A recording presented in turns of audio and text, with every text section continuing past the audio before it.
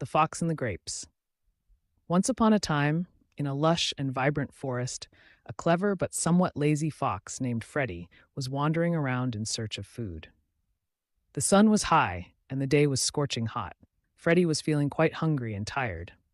As Freddie trotted along the forest path, he suddenly spotted a large, ripe bunch of grapes hanging from a vine that was entwined around the branches of a tall tree. The grapes looked delicious and juicy, and Freddie's mouth started to water at the sight. Determined to eat the grapes, Freddie leaped into the air to grab them. However, they were too high for him to reach.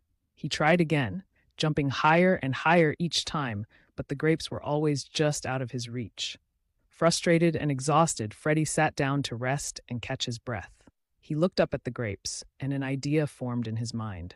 Freddie decided to climb the tree to get closer to the grapes. But climbing the tree proved to be more challenging than he had anticipated. The bark was slippery, and the branches were thin and unstable. After several unsuccessful attempts, Freddie finally gave up. As he walked away, he muttered to himself, "Those grapes are probably sour anyway. I don't really want them." Feeling a bit defeated but trying to maintain his pride, Freddie continued on his way, searching for food elsewhere in the forest. Deep down, he knew he had given up too easily, but it was easier for him to convince himself that the grapes were not worth the effort. And so, Freddie the Fox learned a valuable lesson. It's easy to despise what you cannot have.